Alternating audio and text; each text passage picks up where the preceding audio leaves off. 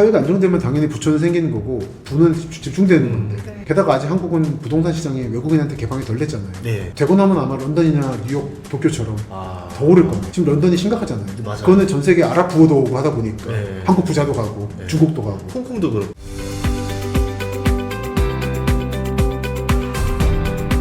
저는 지금 이 얘기 들어보니까 좀 뭔가 그 생각 들지 않았어요? 제2의 강남이 나올 수 있을까? 왜냐면 강북에서 강남으로 왔고 강남이 커졌는데 만약에 새로운 강남이 생겨서 좀 강남 집값이 좀 쿨다운 돼서 새로운 좀 도시들이 생겨서 좋겠다 생각하는데 문제는 권력들이 이동을 해야지만 생길 수 있다는 거잖아요. 근데 지금 그 권력자들은 이미 벌써 여기서 사는 게 편한데 넘어가고 싶어 하지 않아 할 것 같다는 생각이 들어서 그게 그 노무현 대통령 때 행정수도 위헌 판결이었죠. 그 근거도 없는 관수법까지 끌고 와서 그걸 뒤집으면 아마 될 건데 그때는 꺾였다고 봐야죠. 그래서 사법부가 그걸 정한 거죠.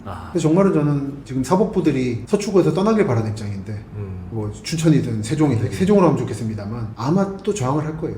그런 정원들이 있습니다. 그러니까 그걸 극복하려면은 어마어마한 사변이나 심각한 공포식이 있어야 돼요. 그게 강북에서 강남으로 이전이었던 거죠. 그리고 75년쯤에 강남으로 이전하는 것만으로 불충분하다. 북한의 기술이 좋아지거든요. 군사 기술이. 그러면서 여기가 아니라 더 내려가야 한다라는 공포가 생겨요. 그래서 그때 만들어진 게 과천청사, 그리고 창원, 안산, 그리고 세종의 원형이 되는 백지수소까지 계획이 나오는데 부자들은 강남으로 왔는데 서울을 벗어나고 싶지 않았어요. 그 결정판이 강남인 거죠. 근데 여러 강남이 있었는데 구로부터 해서 강동까지 왜 여기였냐면은 원래 서울의 발전 방향은 세 축이 있거든요. 신의주 가는 강북부터 가는 라인이 있고 영등포 인천으로 가는 라인이 있고 하나는 용인 거쳐가지고 부산 가는 라인이 있는데 이 두 개가 막혀버린 거예요. 북쪽은 북한으로 서쪽은 중국으로. 그러니까 남은 라인은 동남 쪽밖에 없는 겁니다. 그래서 지금 요즘에 제가 말씀드리는 확장 강남 분당부터 판교, 지제, 동탄, 기흥 이 라인이잖아요. 딱 경부선 이고 경부선 라인이 동남방 라인으로만 가고 있다. 그리고 이게 경기도를 넘어서 아산 신도시, 그리고 오송, 오창, SK 하이닉스, 청주까지 계속 동남방으로 가 있습니다. 지금 현재 한국에서 열려있는 유일한 방향이에요. 나머지 지역으로는 하기가 되게 곤란해요. 그러면 결국 이제 뭐 신도시가 앞으로 뭐 생기거나 한다 하더라도 그 경부선 라인으로 쭉쭉쭉 내려가는 상황이 나올 수 있다. 이미 되고 있죠. 벌써 평택까지 뭐 고덕 신도시까지 했잖아요. 고덕 신도시하고 그 삼성전자 평택 캠퍼스 남부에 지제 신도시라고 조그맣게 미니 신도시 만든 컴퓨터 시티 개발하고 있고 이미 아산이나 오송, 특히 아산은 많이 졌죠. KT 천안 아산역 한번 내려서 그냥 통과만 하지 마시고 한번 삼성전자 디스플레이라든지 가보시면은 거기까지 끝없이 펼쳐지는 아파트 바다를 보실 겁니다. 탕정부터 해서 탕정역이 새로 만들어졌죠. 1호선 쪽에. 탕정 집값이 그렇게 오를 줄 몰랐어. 맞아, 엄청 오르던 거 그 그리스 마을 할 때마다 아이 뭐야 이랬는데 지중해 마을 이랬는데 갑자기 좋아졌다. 원래 그 동네 중심지는 온양이었는데 시청도 거기 있고 원래 탕정 배방 이쪽은 취급을 안 받아가지고 아산에서 안 했어요. 우리 천안에 붙여달라고 차라리 너무 행정 서비스가 열악하다. 온양도 옛날 도시 느낌 났었고 그렇죠. 이제 천안 뭐 불당동 정도까지 와줘야 된다 생각했었는데 전 천안시는 사실은 아산과 통합하자는 얘기를 많이 하는데 통합하면 사실 이미 100만 넘어요. 근데 아산시는 독자로 가겠다. 왜냐면 삼성도 있는데 굳이 우리가 왜 가 있는 거예요. 그 정치의 논리죠. 그래서 근데 천안은 거기 맞서서 시청을 중심에서 서쪽 끝에 박았잖아요. 신불당 쪽에다가. 불당 신불당에. 그건 이제 사실은 아산을 바라보기는 거예요. 아산이 통합되면 중간이에요, 거기. 그래서 탕정 배방은 사실상 통합 상태고 아산 같은 경우는 원래 지금 온양온천에 있는 데가 산의 북쪽인데 조선시대 때는 남쪽에 있었어요. 그 읍내리라고 근데 읍내동이라고 있습니다. 근데 그러다가 철도가 지나는 북쪽에 새로 택지 개발되는 게 온양신도시인 거고 온양지구인 거고 이제는 그 빈 땅인 물넘치고 하는 거기가 지금 탕정 배방이 돼가지고 신도시가 돼가는 그런 움직임을 보시죠. 원도심, 구도심, 신도심의 움직임. 그럼 이제 그 밑으로도 도시가 더 진행될 거라 보셔요? 지금 현재로서는 이제 아산은 어느 정도 형태를 갖췄고 오송, 오창 그리고 청주의 서북부 지역 산업단지하고 SK 있는 이쪽은 좀 개발 제한구역 문제도 있고 여러 가지로 좀 미흡한 상태입니다. 여기가 어느 정도 정비될 것인가. 그리고 하나는 평택이 어떻게 될 것인가. 평택도 보면 동부 서부가 다른데 동부가 고덕만 가지고는 아직 좀 힘이 붙이고 세교나 지제 계속 개발하고 있거든요. 브레이시티라든지 하나. 그리고 화성과 이제 시와 간척지부터 화성에 시청이 있는 남양 그리고 이제 향남, 평택 안중으로 오는 서부 라인 서평택. 여기가 어떻게 될 것인가. 요 개발에 따라서는 충남 도청에 있는 도청신도시, 홍성 예산까지 아마 한 축으로 가서 이거는 신안산선 라인에 포섭될 수 있다고 하는 게 제 거대 전망이죠. 근데 이런 거를 개발을 할 때도 교육이라든지 학교, 병원 이런 것도 되게 중요한 요소가 되죠. 중요하죠. 그런 것들도 같이 개발에 포함이 되네요. 그렇죠. 충청도 같은 경우는 충남의 병원들이 진출하는 거고 세종 얘기 말씀 잘해주셨는데 이게 문제가 SRT가 지나면 그 동네 병원이 황폐해져요. 다들 새벽에 열차 타고 와서 탑5 병원을 가거든요. 그래서 지금 세종의 충남대병원 세종인에 있는데 네. 다 진단만 받고 치료는 저기 가서 한다고. 어. 원래 서울 경기 사람들이기도 해가지고 그런 고민도 있다. 그러니까 이게 SRT와 함께 뻗어나가고 있는 대서울이라서 그 전에 경기 남부 지역을 흔들었고 이제 충청 남북도를 흔들고 있는 중이 이런 부분에서 정리하셔야 돼야 되는데 현재로서는 탑5가 쭉 빨아들일 가능성이 크죠. 교육은 그래도 좀 이제 너무 애들을 멀리 보낼 수 없기 때문에 거점이 형성되고 있는데 병원은 좀 다르더라고요. 판교가 옛날에 그 신분당선 뚫렸을 때 말씀하셨는데 주말마다 사람 쫙쫙 빠져나간다고 그렇죠. 그랬었다가 그래도 좀 최근에는 그렇죠. 현대백화점이 있어서 그런지 그렇죠. 좀 잘 버티더라고요. 그런 방식으로 좀 지방들도 좀 버티게 할 만한 뭐 요소들을 넣을 수 있을까요? 근데 이제 판교가 지방이니까 생각하면 이제 저 판교는 강남 5구로 보는데 그거는 판교니까 가능한 거예요. 판교니까 가능한 거고 그 이하는 좀 어려울 수 있다. 네, 그 요소를 채우기 어렵고 그 요소들이 지역을 발전시키기 위해서 희생하는 존재가 아니거든요. 이익이 있으면 들어가는 거지. 그쵸. 그렇기 때문에 그들이 안 들어갈 때는 이 얘기가 있다. 왜 세종시에 백화점이 없느냐? 인구 40만밖에 안 되거든요. 아 맞아요. 그 40만까지 안 돼요. 아. 비공개로 이런 그룹들하고 회의를 많이 하는데 뭐 유통업체하고 얘기하다가 50만 힘들다고 100만 원 대줘야 조금 이제 운영을 여러 개 생긴다. 청주 85만에 현대백화점이 있는 거는 그나마 그 배우 충주가 있기 또 때문에 하이닉스가 버텨준 거죠. 그렇죠. 네, 그런 게 있는 네. 거죠. 지월시티하고 제일 부촌이고 네, 하다 보니까 네. 버티는 거고 대전 신세계 같은 경우는 광주까지 그 소비권이에요. 아. 거기가 요즘에 코스트코죠. 예. 원래 저 전주 가려다가 안 되니까 이 생각을 했는데 네. 전주 상공인들이 여기까지 쳐들어와서 하지 말라고 하는 아. 이런 상황이다 보니까 유통업체가 못 들어가요 대형이. 네. 그래서 지지난 대선 때 네. 쇼핑몰 얘기도 있었고 제 광주 지인도 차 타고 대전까지 오더라고요. 그러니까 수백만 명의 상권이 있다 보니까 대전이 백화점이 버티는 건데 아. 40만 세종이 가겠냐는 거예요. 대전 신세계 사이언스까지. 아 그러니까 너무 대전에는 뭐 백화점 두세 개나 있는데 세종에 하나 있을만 하지 않냐 이제 이 이론이 통할 수 없는 통하잖아요. 이유는 그래서 저기 계룡에 잠깐 이케아 들어오려다 말았잖아요. 맞아요. 왔으면 아마 전주 익사까지 포함하는 저는 이제 전북 일부는 중부권으로 보는데 할 수 있었겠으나 가보셨는지 모르겠습니다만 저 가봤는데 예. 대실지구라고 예. 너무 좁아요. 그 코스트코 들어갔을 때 이케아든 길이 막히고 생각하면은 거기는 주차랑. 사실은 좀 주차는 지하로 뚫을 수 있는데 접근로가 너무 외져요. 계룡이라는 데가 외진 데거든요. 예. 그래서 원래 수도를 글로 옮기려다가 조선 태조도 그렇고 박정희도 그렇고 너무 외져서 결국은 군사만 배치한 게 지금 계룡대가 되는 거죠. 그래서 보통 백화점들 지방들 보면 IC에서 그렇죠. 가까운 데 있거나 터미널에 있거나 역을 끼고 있는 게 그 인근 광역권까지 시장을 다 먹고 들어가야 그렇죠. 되기 때문에 그렇게 지어진 거네. 지금 역은 잘 말씀하신 게 원래 한국의 백화점들은 역하고 멀리 발았답니다. 딱 신발에 흙 묻히는 사람들이 무슨 소비를 하겠냐고 신세계든 뭐든. 근데 롯데가 일본은 보면은 백화점이 택지 개발하잖아요. 철도 깔고 세이브 토브 해가지고 예. 그 경험을 봤기 때문에 롯데는 이어서 같이 했다고 잠시를. 그게 모델이 돼서 새로운 형태로 지금 역과 유통이 만나는 형식이 만들어진 거지. 그거는 그쪽까지 아니었다. 이게 완성된 것도 송파구인 거죠. 지금 그거를 신세계는 서초구에서 하고 있는 거고 반포에서. 예, 예. 그리고 지금도 뭐 광주 유스케어라든지. 예, 맞습니다. 근데 대전은 좀 이상하긴 하죠. 역 주변 역에 뭐 없죠. 예. 합니다만 기본 모델은 만들어진 상태다. 그럼 지금 이제 결국에는 확정 강남에 대해서 이야기를 그렇죠, 한 거잖아요. 그렇죠. 그러면 강남을 대체할 수 있는 건 없다고 보십니까? 전 없다고 봅니다. 그럼 강남이 네. 넓어지는 거지. 네. 이게 제2강남 나타나서 여기 꺾이는 건 없을 거라고 봐요. 이렇게 되면은 계속 부자들의 쏠림이 계속 강남에서도 더 알짜에 살고 싶은 쏠림이 오면서 강남의 특수 지역 자리들은 가격이 계속 올라가는 현상이 계속 벌어질 거 아니에요. 그렇겠죠. 그러면 이게 사회적인 문제로 계속 이슈가 계속 나오지 않을까. 그러니까 그게 저는 왜 문제인가 모르겠어요. 아. 사회가 안정되면 당연히 부처는 생기는 거고 부는 집중되는 건데 네. 게다가 아직 한국은 부동산 시장이 외국인한테 개방이 덜 됐잖아요. 네. 되고 나면 아마 런던이나 뉴욕, 도쿄처럼 아. 더 오를 겁니다. 지금 런던이 심각하잖아요. 맞아요. 그거는 전 세계 아랍 부호도 오고 하다 보니까 네. 한국 부자도 가고 네. 중국도 가고 홍콩도 그렇고. 그렇죠. 네. 그런 일이 아직 한국은 덜 났기 때문에 이 정도인 거지. 전 개방이 더 된다면 아마 강남은 더 오를 거고 전 그게 자연스러운 자본주의 논리인 거고 그런 거에 대한 이제 사회의 경계감이 요즘에 중국인들이 뭐 온다더라 하더라도 나오고 있는 게 아닌가. 아. 일본도 지금 참정당이라고 며칠 전에 선거인데 일본이 퍼스트라고 예. 외국인들이 일본 땅을 잠식하고 내려시기 하고 있거든요. 예. 이게 이제 부동산 시장 개방에 대한 어떤 그 공포도 있다고 봐요. 그럼 굳이 정부가 나서서 이 강남의 집값을 잡아야 될 필요도 없는 거죠. 저는 기본적으로 그 입장입니다. 그리고 더 올리고 자꾸 이렇게 친구제하지 말고 올려보시라고 올릴 만큼. 저는 이제 자본주의 논리를 해결해야 된다 이거를. 그래서 계속 올리면 이미 잠실이 좀 그런데 길이 막혀요. 조금씩 답답한 느낌 받게 돼요. 그쵸. 그런 부자들은 교회 나갈 겁니다. 아 오히려. 저는 그 방식으로 생각해야지. 자꾸 왜 시장을 국가가 다스려야 되고 지도해야 되는 것으로 생각하느냐.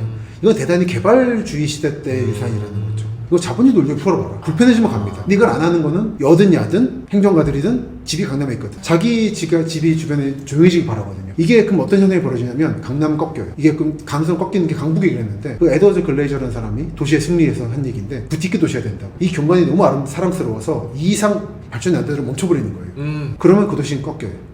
무슨 얘기냐면 가난뱅이 화가인 외국인 고흐가 파리에 핵심 오래 있었잖아요. 그때 프랑스 파리는 18세기 때 용적률을 최대로 올렸기 때문에 가난한 사람도 있을 수 있었던 거예요. 근데 그 후에 세계인들이 이 공간을 너무 사랑하다 보니까 이게 박물관이 돼버리고 이제 21세기의 고흐는 여기 못 들어가요.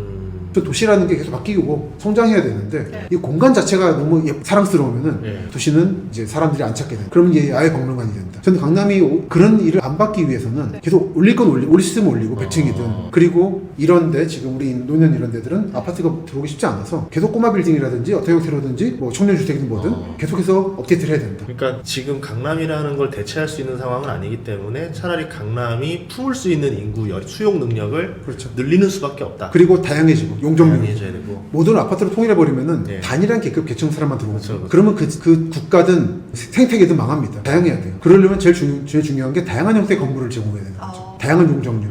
강남 돌아다니다 보면 이제 보통 성형하러 이제 강남 쪽으로 많이 오시잖아요. 아까도 봤습니다. 요 위에 다 있네. 그 여성분이 마스크 쓰고 있고 남성분이 이렇게 우산 쓰고 있더라고요. 근데 이게 메디컬 병원이 워낙에 많다 보니까 최근에 이제 공실되는 데도 많더라고요. 이런 현상은 또 어떻게 해석해요? 강남 상가 공실 현상. 네. 제 전공이 아니긴 아, 한데 네. 약간 그렇게 심각한 상황인가요? 약간 가로수길는 상황 심각한데 강남역 신도년 다 그런 거. 그러니까 월세가 하도 올라가니까 그건 거지. 네, 감당이 안 되는 거죠. 이 월세로 장사를 해서 이게 안 돌아가는 상황인 거죠. 뭐. 그 문제가 사실 제시카항은 세종이고 그 업종 제한을 너무 심하게 걸어놔서 우리 고위 공무원이 사는 도시를 어떻게 모텔이 들어올 수 있냐 그래가지고 호텔은 없어가지고 딴 데서 대전에서 절대가 자는데 없어요. 모텔이 안 들어와서 공실은 생겨있고 근데 강남 같은 경우는 말씀하신 것처럼 임대료가 문제죠. 일부 경작자들은 임대료는 문제가 아니란 말을 하는데 그 문제 가로수길은 저는 이제 어릴 때부터 그 동네 살다 보니까 근처에 살다 보니까 드나들었는데 예전에는 그나마 괜찮다가 너무 올라가 버리니까 팝업 스토어만 들어오고 맞아요. 또는 이제 임대할 때 통임대로 하고 싶어 하고 한번 가격을 정하고 나면은 퍼센트가 있잖아요. 그러다 보니까 안 내리려고 그랬죠. 근데 이분들은 어차피 건물주라서 그리고 이것만 있는 게 아니라서 뭐 몇 년 공실해도 상관없다 해요. 그러니까 자기 건물 지키는 게 중요하지 지역이 살고 안 죽고는 사실은 관계가 없는 거고 과연 지역이 산다라는 게 유의미한 개념인가부터 생각할 필요가 있죠. 그러니까 공실이 많은 게 이 보기 나쁠 수 있는데 이 건물주나 이 지역의 유지들에게 과연 나쁜 일일까 하면 알 수 있죠. 어느 정도는 오히려 사람이 덜 들어와서 좋을 수도 있고 초장기적으로 봤을 때 원래 강남구의 중상권은 신사역하고 압구정이었죠. 그랬다가 양쪽이 다 오르다 보니까 중간에 싼 데로 몰려든 게 가로수길 탄생이거든요. 그게 한 10여 년 전, 10몇 년 전이죠. 그랬다가 가로수길이 오르니까 다시 흘러가고 있어요. 그게 좀 압구정 로데오의 부활로 이어진다고 보고 있는데 그렇게 움직이는 거라서 그러니까 지금 여기가 임대인데 심각한데 어떻게 하면 좋겠냐는 좀 지켜보시면 좋을 것 같다. 근데 저 같으면 강남에 들어올 것 같진 않아요. 특히 요식업 같은 거는 맛이 좋은 사람들이 찾아오다 보니까 굳이 강남에서 할 필요 있냐 생각은 듭니다. 물론 저는 전공은 아니기 때문에 이 부분은 소비자로서 말씀드렸습니다. 그 예전에 보면은 압구정 소비력이 장난 아니다라는 말을 들었는데, 그러니까 압구정이라는 동네는 어떤 느낌으로 보세요? 좀 여기가 좀 더 어나더 월드라 보세요? 강남 안에서도? 아주 그렇게 보진 않고요. 그러니까 강남 3구에서 최초로 개발된 지역 중에 하나. 그것도 서쪽 북부는 아파트로 개발됐는데 이쪽은 단독주택으로 개발됐다 보니까 그리고 또 하나는 조선시대부터 여기는 그 응봉이나 이쪽에서 바라보이는 위치였어요. 그래서 압구정에는 정자도 지었고 물론 한강 남쪽에 정자를 많이 짓긴 했는데 그 중에 이쪽에 조선 후기부터의 신흥 지역인 왕십리냐 쪽에서 봤을 때 접근이 가능한 지역이라 친숙한 지역이게 됐죠. 그리고 지형도 언덕바지여가지고 강북하고 비슷하기도 하고 그리고 게다가 상공부단지나 총부천단지 온다라는 카더라에 직격을 맞는 데가 요 동네 삼성동부터 요 압구정 이쪽이라서 그 개발이 일찍 됐죠. 그러다 보니까 부가 일찍 형성되다 보니까 이쪽이 어떤 오래된 부자가 많다라는 거죠. 그 오래된 부자가 많다는 게 어떻게 보면 도시에서 약간 랜드마크 역할을 좀 해주는 했죠. 그렇게 되는 거네요. 스타트는 강남에서의 부의 시작은 구반포 주공리였지만 가장 영등포에 가까운. 근데 강북에서 내려올 때 부가 형성된 거는 압구정 현대 아파트하고 여기 언덕바지 주택들이었다. 그건 어떤 상징성이 있죠. 주택과 아파트가 동시에 부촌으로서 자리 잡은 거. 예를 들어 서초 같은 경우는 아파트는 반포 주공이고 한신 한양이라든지 근데 브랜드가 떨어져요. 현대에 비해서. 그리고 이수단지도 주거단지인데 여기 이미지는 좀 압구정이 밀리죠. 시형 주택에 비하면. 그 부분에서는 압구정이나 강남구 북부 지역이 만들어낸 어떤 상징성이 아우라가 있다고 봅니다. 왜냐면 강남 안에서도 집값이 엄청 차이가 많이 나요. 맞아요. 그거 보면서 또 느낀 게 예전에는 반포라는 데가 살짝 이랬다가 지금은 뭐 집값 상승에 이른바 뭐 반포자이. 쫙 올라가잖아요. 그래서 이 흐름을 봤을 때 뭐 강남 안에서도 움직임이 있죠. 이 부의 흐름이 좀 이동하는 것 같은데 있어요. 그럼 반포 다음은 또 어딜까 아주 궁금하거든요. 강남구 내에서 북부가 중요해졌다가 네. 중부로 이동한 게 이제 음마 같은 거였고 동서로 뻗어나가고 있는 게 송파 잠실주공과 시형의 재건축이었고 이쪽은 구반포 신반포 주공의 재건축 우성 등등 포함해서인 거죠. 저는 아직 송파 쪽이 안 끝났다고 보고 있는 거고 반포도 아직 멀었습니다. 한신타운들 바로 며칠 전에 메이플자이 예, 찍고 왔는데 예. 한신이 27자까지인가 했거든요. 정확히 하지 않았는데 그리고 아직도 자잘자잘한 아파트 지구의 아파트들이 있어요. 그런 것들이 바뀌려면 조금 더 걸려요. 그럼 또 기다려야 되는 거고 구반포가 아직 완성이 안 됐기 때문에 그 강남 상구 중에 최초의 부촌 아파트였던 구반포 주공이 바뀌었을 때 어떤 파급이 있을까도 모르겠고 왜냐면 거기는 끝이 아니라 그 뒤에 동작이 있거든요. 예. 흑석이 받쳐주고 배우가 있거든요. 그리고 요즘에 사당이 이수라든지 또는 관악구의 일부 지역들 남현 이런 데들 버텨주고 있어서 지켜봐야 되는 거랑 송파구와 강동구 접점 지역에서의 변화도 있죠. 둔촌은 강동구긴 한데 사실은 송파구거든요. 예. 이번 책에서는 지리적인 요인 때문에 둔촌을 뺐지만 사실은 넣어야 되죠. 근데 바로 옆은 이제 논밭 펼쳐져 있고 이런 데들 움직임이 아직 남아 있어서 저는 강남 지역, 강남구의 북부 지역이 성장할 기세가 아직 역력하다. 다만 이제 여기서 현대아파트하고 음마아파트가 재건축이 언제 어떻게 됐느냐를 지켜봐야 되겠습니다만 예. 다들 너무 대마들이라 어렵죠. 너무 난이도가 있지 않을까요? 사이즈가 너무 커서. 맞아요. 예. 그리고 너무 다 잘나셔서 서울시하고 싸우잖아요. 그 재건축 핵심이 그거잖아요. 시하고 싸우지 말라거든요. 근데 자꾸 싸우려고 그래요. 설계부터 얼마 전에 소송 나왔잖아요. 예. 이러면 안 된다는 거죠. 속도인데. 사실 여기는 그리고 음마 같은 경우는 요즘은 가장 최근에 체크를 못했는데 재건축 조합 준비 조합만 몇 개고 이러면 안 된다는 거죠. 근데 내부 합의가 이러다 보니까 강남구가 실기한 거예요. 그 틈을 치고 나오는 게 반포자이고 지금 뭐 송파구 이런 것들인 거죠. 그쵸. 만약에 빠르게 치고 나갔으면 거기 수요 엄청 맞아요. 났을 거거든요. 그러면 그 헤게모니 안 뺏겼을 거예요. 예, 맞아요. 근데 속도 문제가 있죠. 그리고 요즘에는 송파구 중부 지역 송파구도 아까 말씀을 드리다 말았는데 대충 셋으로 쪼개지는데 네. 북쪽 잠실지구는 원래 강북이었어요. 게다가 땅을 붙였죠 이쪽으로. 근데 여기는 모래사장. 근데 그 모래사장 만든 게 잠실주공이고 그 송파동이란 가락동 이런 데들은 원래부터 남부 지역이었고 언덕바지입니다. 거기. 농산물 시장에서 바라보시면 언덕이 보일 거예요. 그런데 아파트 단지들이 요즘 들어서 재건축 준비하더라고요. 얼마 전에 거기 모 건설회사 시험도 찍었는데 네. 이제 뭐 어필한다고 네. 이런 데들 움직임이 어떻게 될 것인가. 네. 거기부터 이제 방이동에서 강동구로 이어진 라인이 있고 한 남부 지역은 문정 장지. 예. 여기는 수서 일원하고 한 세트를 이루면서 예. 동시에 위례 및 성남하고 이어져요. 맞아. 위례에서 나가려면 그렇고 지나가야 되잖아요. 그러니까 송파구의 장점이 그거거든요. 북쪽, 동쪽, 남쪽에 요충진 거예요. 서쪽 강남은 외진 곳입니다. 또는 수원이나 영도보로 통하는 곳인데 이쪽은 다른 방향을 향하고 있다 보니까 여기부터 확장 강남이 시작되는 거고 여기는 거대한 배후가 존재하는 거죠. 배후가 많이 존재해야 여기 가격이 많이 올라요. 뒤에 성남이라는 배우가 또 크게 있고 있잖아요. 분당 판교가 네, 있고 판교. 기흥 지제가 있고 예. 있으니까 동탄이 있고 예. 그러다 보니까 송파가 저는 상당히 앞으로 성장세가 크다고 보고 그리고 아주 개인적으로 돈은 없지만 돈이 있어서 어디 살면 좋겠냐 순수하게 네. 저는 송파를 제일 좋아해요. 송파가 그쵸. 수변 공간에다 복합 쇼핑몰에다가 네. 강남 소초는 언덕바지가 힘들어요. 어릴 때 살아서 아는데 네. 너무 힘들어요. 이 언덕바지 오르는 게. 송파는 평평합니다. 평평하죠. 일단 그게 좋아요. 그리고 북쪽은 아차산이 있지, 남쪽으로는 남한산이 있지. 사실 개인적으로는 아차산, 남한산이 참 좋은 산이라고 생각하거든요. 강도 있고 산도 있고 모두에게 행복한 땅이죠. 풍수지리적으로. 아니 저는 풍수를 안 믿는데 네. 그냥 인간의 인문지리적 차원에서 아주 평화로운 땅이다. 물론 이제 원래 모래밭이었기 때문에 그런 문제가 있는데 그런 문제는 감안해서 하시고 팔 잘 박은 데 해야죠. 그 아파트들도 다 똑같은 아파트는 아니잖아요. 브랜드마다 특성이 있지 않습니까? 그쵸. 그런 거를 구분해서 보는 거죠. 잠실 화이팅. 아니 뭐 사람마다. 그러니까 저는 기본적으로 강남의 네. 근미래 발전축은 예. 삼성역하고 수서역 그리고 올림픽 단지 A자 모양으로 생기는 여기 단지라고 봅니다. 이게 국제교류지구인 거죠. 그리고 GTX 라인인 거. 요 라인을 통해서 송파구와 강남구 사이의 남부 지역이 많이 주목받을 거다. 지금보다 더 세계적 상황에서 봤을 때 아직 한국의 부동산 가격은 낮다 생각하고요. 특히 강남 지역은 네. 아직 개방이 덜 됐기 때문에 했을 때 외국인들이 한국 사람의 가치관에 따르지 않거든요. 한국 사람이 강남구 북부 좋아한다고 외국인이 좋아하는 건 아니에요. 그렇게 봤을 때 저는 쾌적하고 이동하기 편하고 이분들 사업해야 되니까 그런 지역 중에 하나는 저는 지금 방금 말한 이제 T자 지역이라고 생각을 하죠. 아마 그때 되면은 저는 아마 100억짜리 아파트도 어렵지 않게 볼 수 있을 거라 생각합니다. 부평 84 사이즈. 그렇지 그런 것들. 그렇게 되려면 제일 먼저 될 만한 데가 압구정. 그렇죠, 그 현대가 재건축되면 제일 가능성 높지 않나 이런 얘기 나오더라고요. 근데 그 얘기 하더라고요. 그렇게 해서 준비를 하고 있는데 예. 국방부가 연락이 와서 거기 위에 빌딩 GP 만들 거니까 알고 계시라고. 대공방어협조고요. 한국의 모든 빌딩은 높은 데는 다 벙커가 있는 건 아시죠? 울산 빌딩 위에도 있잖아요. 그렇죠. 네. 아니, 한국 그런 게 당연히 아무것도 없을 거라 생각하고 조합을 했는데 다섯 군데 통보했대요. 요거 만든다고. 이거는 통보입니다. 협조가 아니에요. 한국은 그런 나라고 강남은 그런 곳이기 때문에 여전히 최전방 방어 기능을 하고 있어요. 기본적으로 파주 의정부 쪽에 대전자 방어 성벽이라는 게 있어요. 이게 1단계 방어 라인이고 이게 무너지면 도봉구나 은평구에서 막아요. 이제 이말산 이런 데서 초안산 이런 데서. 근데 무너지면 한강 라인이 있는 거고 이게 무너지면 수방사 라인이 거고 그래서 대전까지 가는 거예요. 이 방어 라인이 몇 겹으로. 그 중에 하나가 강남에 앞으로 들어서게 될 초고층 빌딩들의 아파트들의 옥상에 있는 이 벙커인 거죠. 이번 분도 감안하시라. 여러분이 사시는 곳은 미국 중부의 평화로운 땅이 아니다. 그렇다 하더라도 가격과는 또 별개로 움직이겠죠.